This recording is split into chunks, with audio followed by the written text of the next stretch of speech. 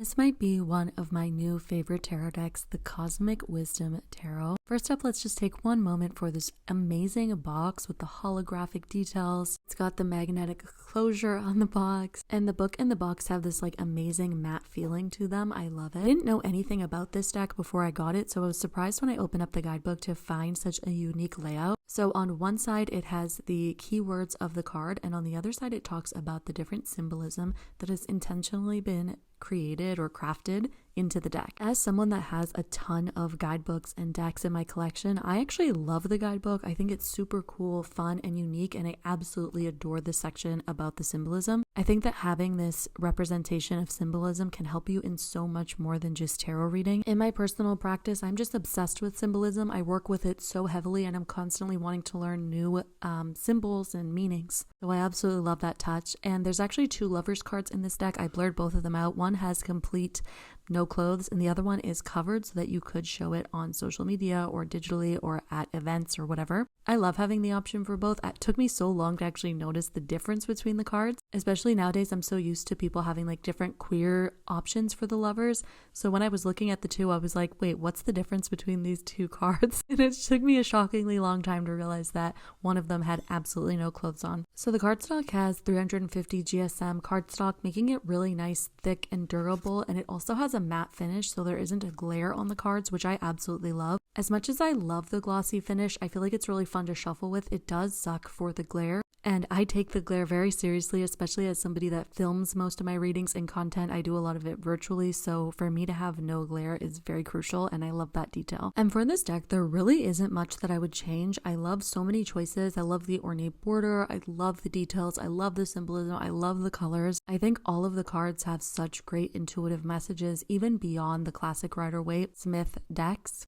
The only thing that I wish it had was I wish that the major arcana was numerated. It's just a personal preference for me. I like it when it has the numbers because I don't always remember them off the top of my head. I know that's so bad, but I'm just terrible at remembering them. And when I do readings, I do like to tie in numerology and astrological correspondences to the cards. So I like to have the numbers of the major arcana to help me. Even though I think I know all of the numbers of the major arcana, sometimes I forget or I'm just not 100% sure. And especially when reading for clients, that is not something that I want to get wrong, so I just like to have it written on the cards themselves. But that's really a personal preference thing. I mean, if I was just reading for myself, I don't think I would care about the numeration of the major arcana. Oh, I just love this Nine of Swords. It's one of my favorite cards in the deck. I actually really love the suit of swords in this one. I don't always resonate with them because they're very scary, but I really love the swords and I love the court cards. And with a lot of inclusive and diverse decks, I find that the artwork tends to lean a little bit more modern, like everyday. But I really love with this deck that it stayed very like classical, medieval almost. It makes me think of a fairy tale or a land far away, which is really fun to read with. It also makes me think that this deck would be an amazing deck for your collection for such a long time to come because it won't look outdated at any point.